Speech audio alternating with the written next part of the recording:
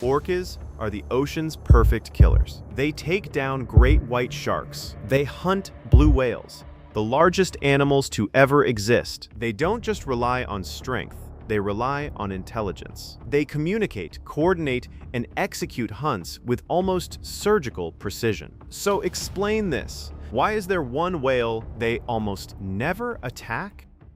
Picture this. The orca, the killer whale, an animal so efficient, so intelligent, that it dominates nearly every corner of the ocean it enters. They don't hunt alone. They hunt as a unit. Each individual has a role. Some chase, some flank, some cut off escape routes. They learn from each other. They pass down hunting techniques across generations. In some regions, they've even developed specialized diets, entire cultures built around specific prey. That's how advanced they are. Nothing is supposed to be safe from them, except the sperm whale. And that's where things get strange. At first glance, sperm whales don't look like a threat. They're slow, they're bulky, and honestly, their shape looks completely unbalanced. A massive rectangular head, a thick, heavy body, and relatively small fins for something so large. They don't look like fighters. They look like they shouldn't survive against something as fast and coordinated as an orca. So naturally, the most obvious explanation people jump to is size. And yes,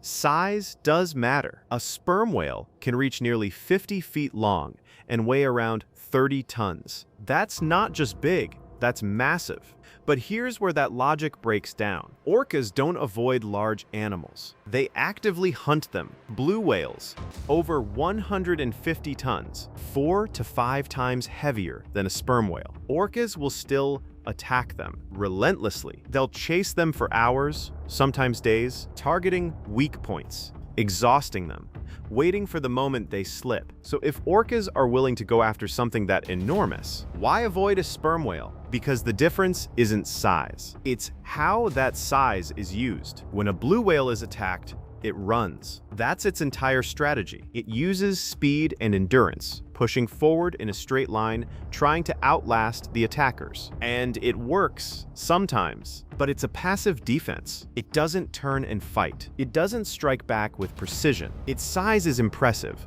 but it's not weaponized. Sperm whales are built on a completely different philosophy. They know they can't outrun anything, so they don't even try. Instead, they prepare for war. Sperm whales live in tightly bonded, matriarchal societies. Groups made up of mothers, daughters, aunts, and calves. These aren't loose associations.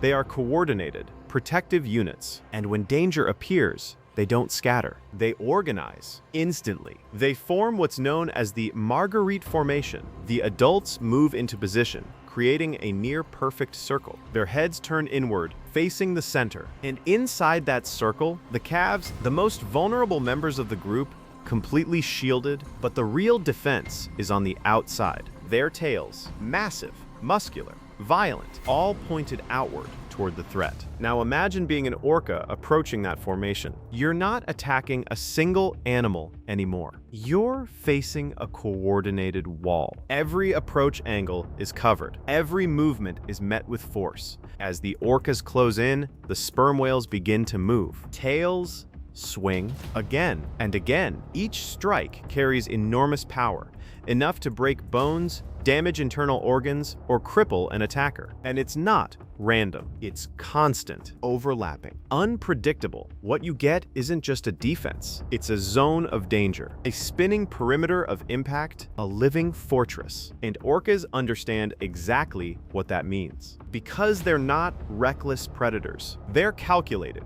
They assess risk. They choose battles they can win cleanly. And this is not clean. But let's say a sperm whale is alone. No group, no formation. Now it should be vulnerable, right? Not really, because sperm whales have something orcas don't: access to a completely different world. Orcas are built for the surface. Their bodies are designed for speed, agility, and coordination in open water, but they are limited by one thing: air. They can only hold their breath for a few minutes. Their dives are short, controlled, and relatively shallow, usually a few hundred meters. Sperm whales live far beyond that limit. They are deep-sea specialists. They dive thousands of meters below the surface into total darkness, pressure that would crush most animals. Temperatures near freezing. No light, no visibility, and they thrive there. So when a lone sperm whale is threatened, it doesn't stand and fight. It disappears. It angles downward and dives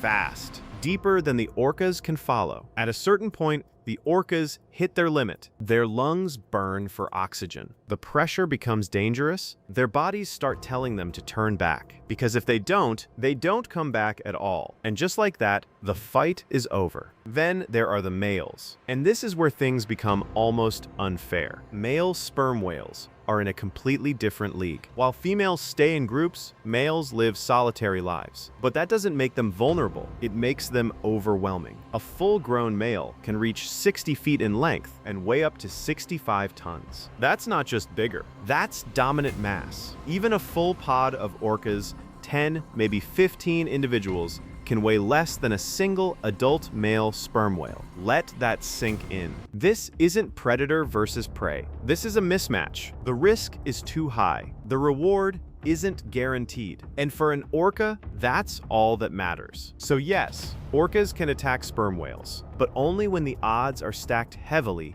in their favor. They look for weakness. An injured individual, a whale separated from its group, a calf left unprotected. Even then, it's a brutal process. They need numbers, sometimes 30 or more orcas working together. They attack in cycles. One group bites and retreats. Another moves in over and over again, because one bite does almost nothing. Sperm whales are covered in thick blubber, up to 14 inches in places. Orca teeth, around 4 inches long. Most attacks don't even reach anything critical. So the fight drags on, hours of biting. Exhaustion, persistence, a slow, grinding battle. And during all of it, the orcas are still in danger. One mistake, one perfectly timed tail strike, and suddenly the hunter is injured. And in the wild, injury is everything. A damaged jaw means you can't eat. A weakened body means you can't keep up. A single bad fight can end your life days later. That's the real reason, not fear, not weakness, but cost. Because at the top of the food chain, the smartest predator isn't the one that wins every fight. It's the one that knows which fights are worth it. And sperm whales, most of the time, aren't. Remember to subscribe to learn more about the great deep that surrounds us.